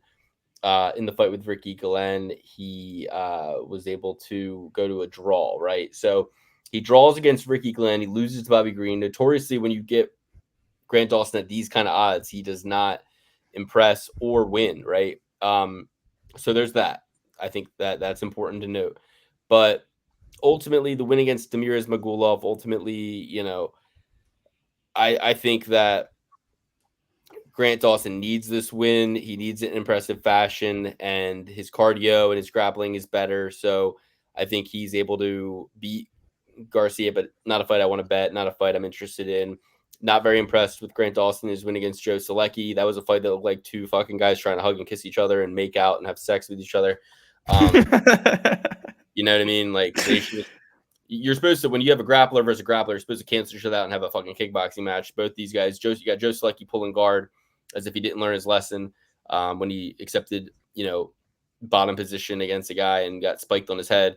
So I haven't talked to Joe Selecki since his loss to Grant Dawson, and until he shows me that he's out there trying to get dominant position and win fights, I'm not gonna reach out again. So give me Grant Dawson, but I don't like it. I mean, history tells you don't bet him at these odds and you don't take him at this price, but maybe we'll see history reverse itself here a little bit. But yeah, you think Rafael Garcia is like 45 years old, but he's same age as Grant Dawson. He's 30, and he's got just as much experience, and he's got just as much high caliber competition. And his only loss is against Shakar Close in a decision 2 months ago. Really, his only recent loss. He lost to Chris Grutzmacher, lost to Nazareth Hopcross. I remember the Grutzmacher fight's a fight that we all thought he was going to win. That's what kind of soured everybody. But beats Natan Levy, beats Mashate, beats Clay Guida, but Clay Guida has 22 fucking losses. So give me Grant Dawson to win and win by decision in a fight where he's more bark than bite. Grant Dawson's more bark than bite. Very well spoken on the mics before, during, and after the fight, or before the fights in the press conference, after in the press conference, after in the post interview. Very well lucid and spoken, and talks like he's applying for a fucking job every time. It's like, shut up, stop smiling. You're not impressive, but give me Grant Dawson. Next, Brad Tavares, another guy who is kind of a bitch versus Jung Young. I mean, he is. You lose. He lost the fight against Chris Weidman because he didn't finish him. He's out here like fucking high-fiving, smiling and shit. You're fighting you should have stomped a mud hole in Chris Weidman's ass that night, but you didn't. Gets knocked out by Bruno Silva. Takes Umari Akhmedov to split decision. Gets knocked out by Gregor Rodriguez. What has this guy done? What has Brad Tavares ever fucking done in his life, right? I love Jun Young Park. I think he's ultimately very impressive. Not a good outing. Split decision loss to Andre Munoz, but before that, fucking submits Albert Duraev. Submits Dennis Chalulin. He's a boxer. Jun Young Park is a boxer. Submits Joseph Uglyman Holmes. Split decision win against Eric Anders. I don't know. He beat up John Phillips worse than Hamza Chimaev did. I'm taking Jung Young Park here. It's a spite pick. I like Jung Young Park. I think he's a cooler, nicer guy, funnier guy. Don't like him as a favorite here. Wish he was an underdog, but give me Jung Young Park. I think Brad Tavares is washed and also an idiot. Pretty boy idiot. Go back to surfing. I don't think he was washed. I don't think he's washed. I don't think he's ever been. You can't be a has-been if you've never been. Brad Tavares is a perennial 15th ranked guy in the middleweight division for the last 5 years, 6 years, 7 years. When Izzy Adesanya was on his rise, I think Brad Tavares was the fight that got him ranked. Brad Tavares, great stepping stone. And I think that Park is going to get a TKO in this round. He's better everywhere. Brad Tavares couldn't beat a one-legged man in an ass-kicking contest. There's no way he gets through Park. All right. Yeah, the problem with Tavares is that you got to be able to get these guys respect. And when you have one knockout in like 30 UFC fights, I don't care how good your record is. When you turn 36 years old and you never had power, you were never able to get someone's respect, like you're gonna have some rough matchups here, especially a guy like Park, where, as Lukey said, super well-rounded, really solid boxer, durable, good cardio, can wrestle his ass off, has some little submissions here and there. I like Park here. I don't care that he's the favorite. I mean, what is he, like a minus 200? I'll take that. That's solid for me. I like Park, who had advantages all over the place. Give me the Iron Turtle, the man, and a COVID era hero. Beautiful. All right, next we got Brandon Royval, the raw dog, coming in here, a slight underdog, plus 165 on Tapology.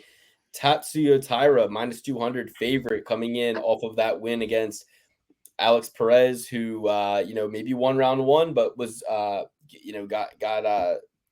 ultimately got his back taken, got taken down, got a knee injury, got out of there, lost. I don't respect Alex Perez. I thought Taira should have fucking got that one done better in more impressive fashion.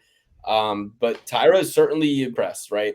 Finishing a lot of fights, coming in hot, undefeated, 24 years old in the lowest weight division we have in the men's side of the UFC. 6 years younger than Royval. By no means is Royval over the hill, but you talk about Super Bowl hangovers, he's had his Super Bowl hangover. He's also had 7 losses. If you're going to bet Royval, this is the spot where you want to get him. He's the raw dog. You bet him as an underdog. You get him coming in all piss and vinegar. My one criticism of Brandon Royval, he's emotional. He's a little bit of an emotional bitch in there. He's all he's just a little bit too emotional. I think that the cold samurai is going to go in unemotionally robotic and cut through Brandon Royval. Minus 200 seems fair to me. Give me Tatsuya Taira to win this fight. Brandon Royval has decent jiu-jitsu, but too gangly, small neck, small limbs. Ultimately, I think he gets taken down, held down, and beat up, and possibly even knocked out on the feet. He leaves too many openings. He doesn't do well against high caliber competition. Brandon Moreno, split decision win to him recently, but Brandon Moreno is kind of washed. He's kind of, again, had his Super Bowl hangover, right? Tatsuya Taira, more upside, more upward trajectory in his career, here to stay, here to win, here to be a champion. I'm taking Tatsuya Taira. I like Brandon Royval, but a little bit too emotional to me, a little bit too old, and doesn't have the physicality, to really bully a guy like Taira. If you were telling me Mokaev, fine. If you're telling me Pantoja, fine. But Royval doesn't have the physicality and will lose in pretty much every department, I think, in this fight, with the exception of who can do this and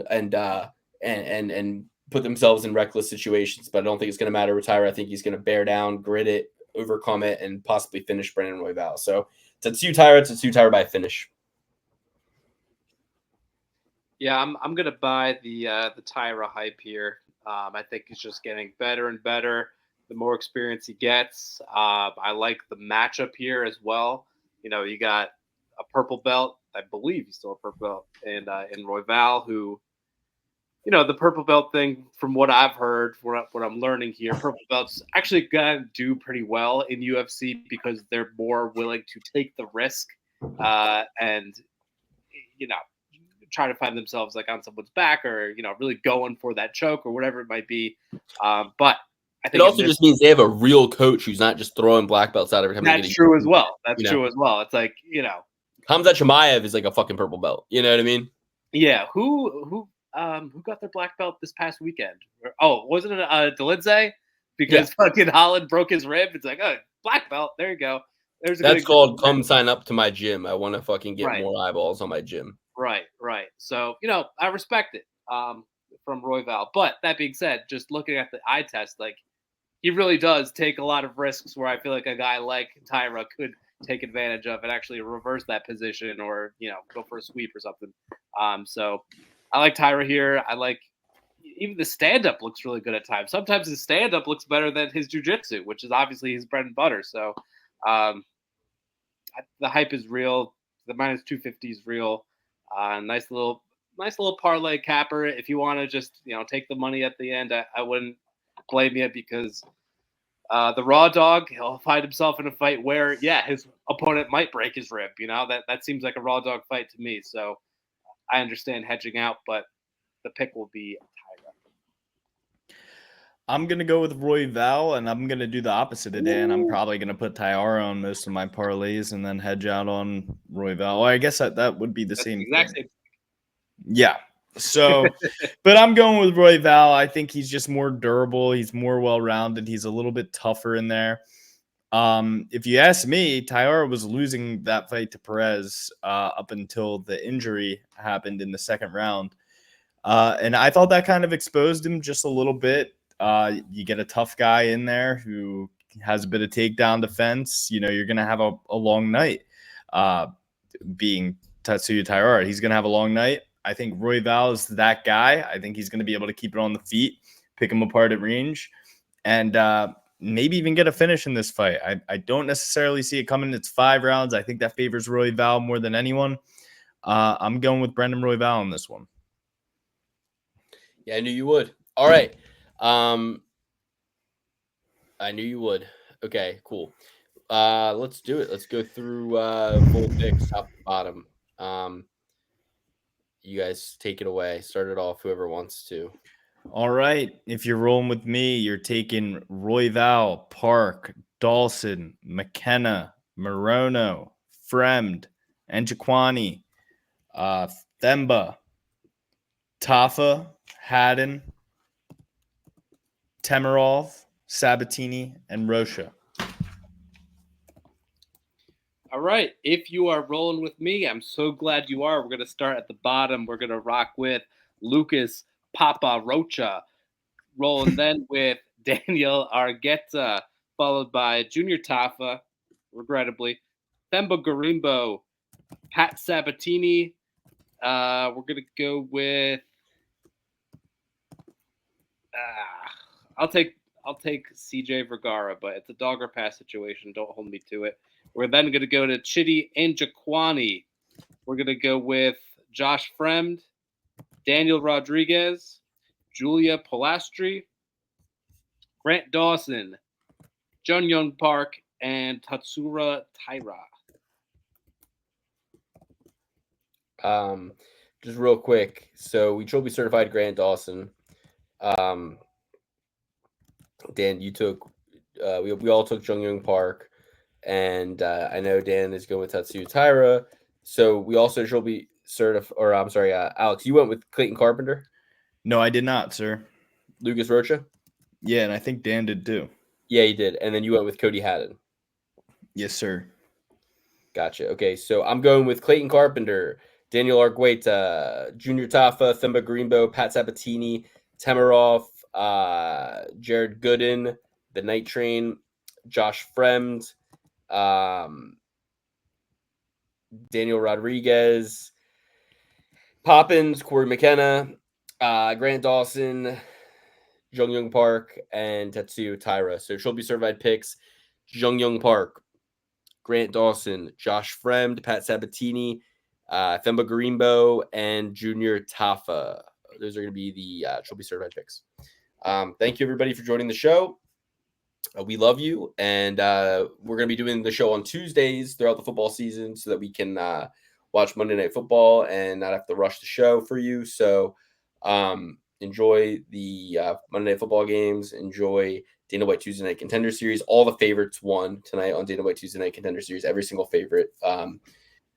So there's that. And Thursday Night Football this week. We got Thursday Night Football, Friday weigh-ins day, and playoff baseball. A lot of good stuff happening. It's sweet October before the cold darkness of winter sets in. Got a couple UFC fight night cards coming up, and then we'll get to some pay-per-view action. But don't sleep on fading Francis Ngannou. I'm going to be taking Renan Ferreira. Ngannou thinking about retiring. So, I mean, that fight's coming up in the PFL. Definitely going to want to have some action on the big underdog, Renan Ferreira. And yeah, everything's going swimmingly. We love you. Thank you for being a part of this show. And yep, let us know in the comments where you agree, where you disagree. I love checking the comments throughout the day and communicating with you fine folks. So we love you. And for everybody who says do timestamps, I did them in the last episode. And it didn't help with the views. So I didn't do them for the views. I did them because I wanted you guys to see my points about Jason Kelsey and his bitch wife. But other than that, it's like, we had some good hot takes last episode. I wanted them to be highlighted. Nobody cared. So never again. I will put a $10 timestamp bounty if you do the timestamps, but also include our witty hot takes. Then I will Venmo you $10. You just have to do them first, do them early within 24 hours of upload. All right, Jesus. This is the longest closing ever. First, you had to detail what the fuck you're doing this week. Join the Discord. I'll be back in the Discord shortly. Got 3 busy weeks of weddings, but other than that, I'll be back at the end of the month in the Discord. I hope these guys are taking it over for you and enjoying it. That's Jacob. Shut the fuck up. Love End you. the Bye, show. everybody. Thank you.